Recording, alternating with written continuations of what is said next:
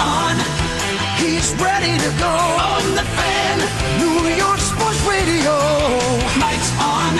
Mike's on. He'll get you the sports any way that he can.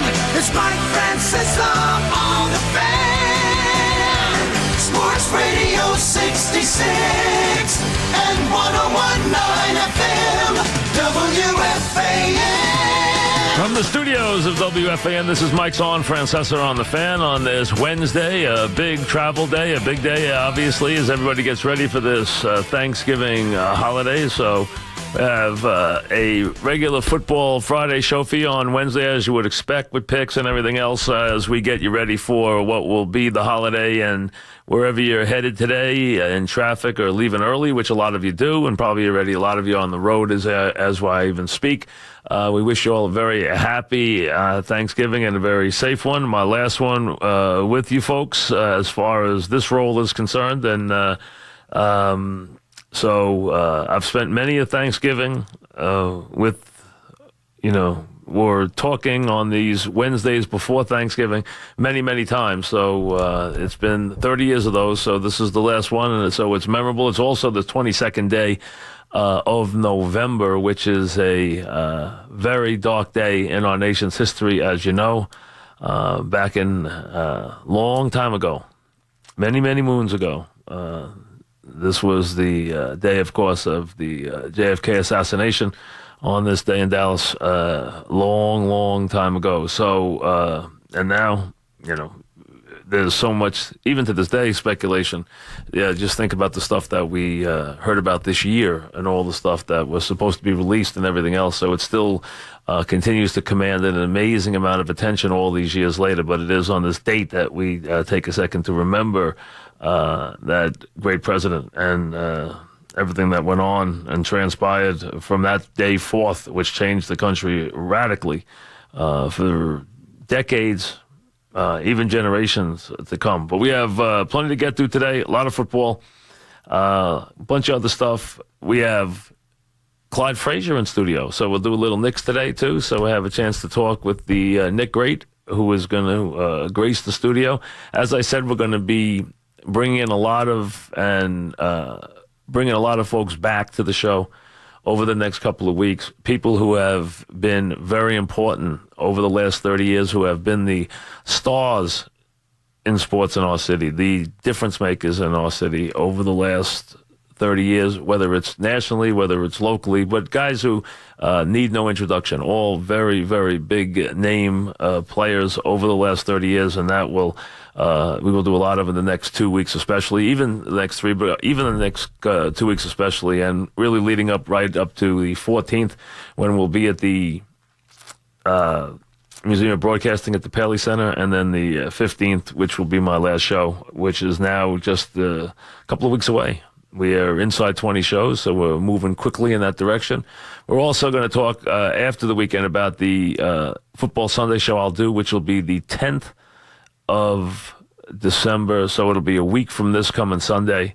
We will do a show from Mulcahy's, but I'll wait till when I come back on Monday to give you all the details for that and tell you what we're going to do that morning and how we're going to set it up and everything. But I will be there doing a show from 9 to 12 on the 10th of December. So that's confirmed that I'll be there, and we'll give you all the details of how we're going to work it and what's going to go on. We'll do that next week. Really, Monday we'll come back with all the details. We just haven't put them all in place yet about what will happen, but expect to see a lot of you out there that morning on the 10th, and we'll couple it with some different things that'll lead towards, Christmas and the kids and some charity stuff and everything else. So we'll get to all that next week. As we begin this this day before Thanksgiving program, one of the things that has been debated, and it appears now that Jerry Jones has backed off his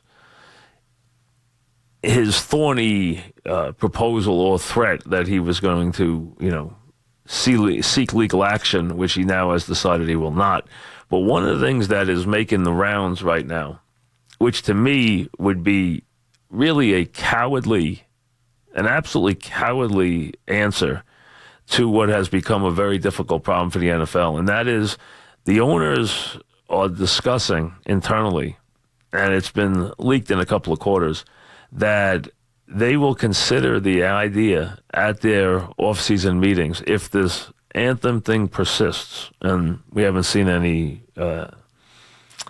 thought that it won't. But if it does persist, that they will move to have the policy change to where the players will not take the field till after the national anthem is played. And to me, that is so wrong-headed and so much the wrong response that it's nothing short of cowardly. I mean, that's how, you know what that is? That is akin to running away from your problems. That's what it is.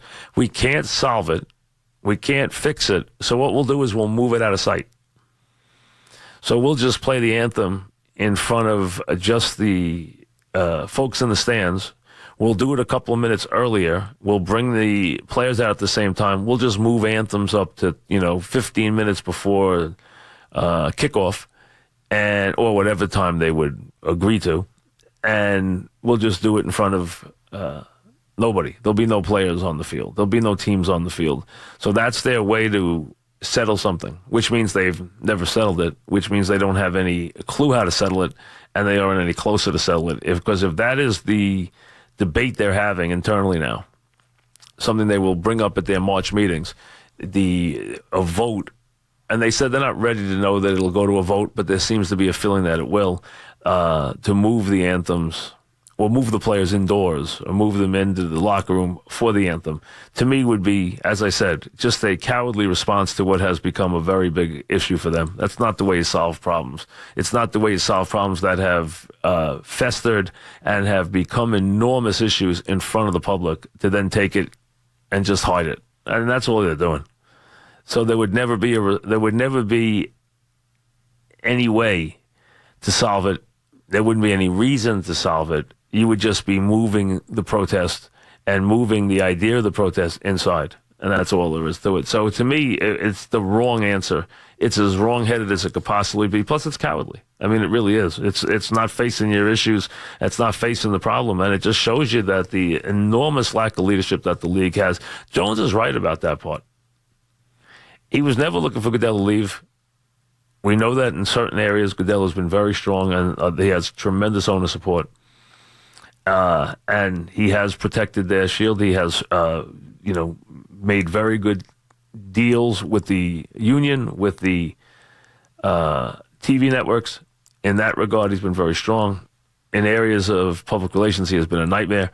And he has not been able to solve these problems in any way. And now, obviously, this one has festered dramatically to the point where they just want to make it go away any way they can. So they decided we'll hide it. Or they're in the midst of deciding that they'll hide it. Not the answer.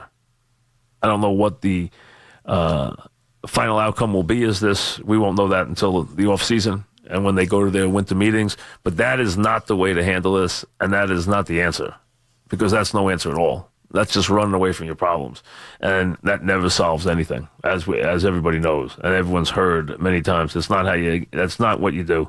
You face it head on and you get it solved. That's not what they want to do. They want to run away from it.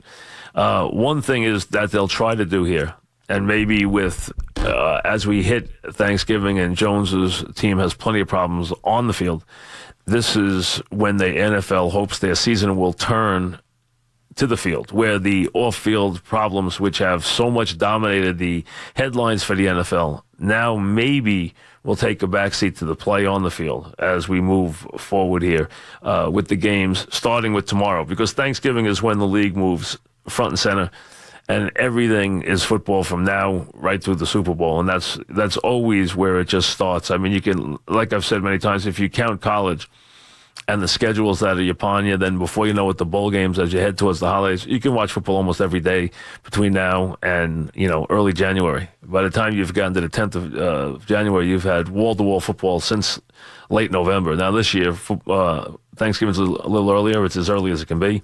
So there's an extra week in there. But you have plenty of football starting tomorrow with the triple header, which will feature the Giants in the third game down there in Washington. You have the Vikings and the Lions, and what is a big game. The Lions have thoughts of the postseason and thoughts of still being in the race in their division. especially if they could beat the Vikings tomorrow. They've done well against the Vikings, and the Vikings have handed them some gifts in recent years, but they've done well in those games. That's a big game tomorrow. And then the Chargers and the Cowboys, with the Cowboys heading south and the Chargers having played better of late. That game has remarkably the Chargers favored on the road in Dallas, which shows you how far the Cowboys have slipped due to the suspension of Elliott and the injuries they've had. Key guys who, we'll check on whether they'll be in the lineup tomorrow. Lee will not be in the lineup. I don't know if Smith will be. There's some thought that he would be.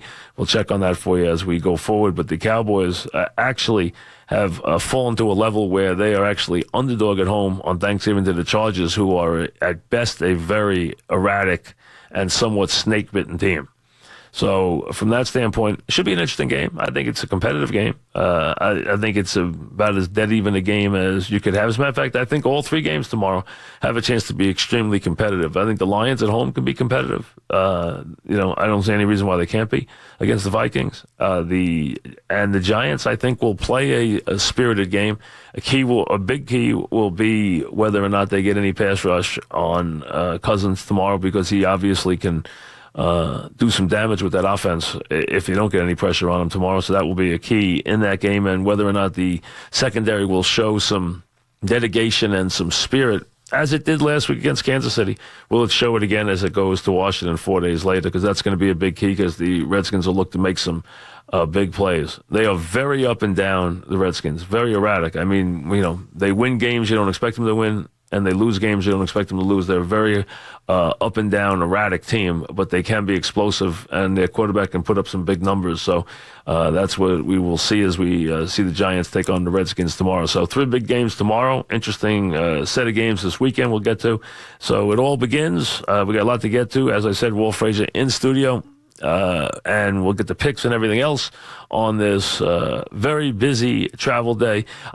I used to say always that it was and people do say that it's the biggest travel day of the year, but a lot of it now starts on Tuesday compared to people stretch it out much more than they used to. And this day is not as enormously active as it's been in the past. It starts really last night, but it's still in a very busy day where a lot of people, kids coming home from college for the first time, trains and, the city and everything else, getting ready for a parade, everything that's going on. It is a very busy day, a lot of activity, a lot of people moving around, and we'll get it all rolling for you wherever you may be on this Thanksgiving Eve right after this.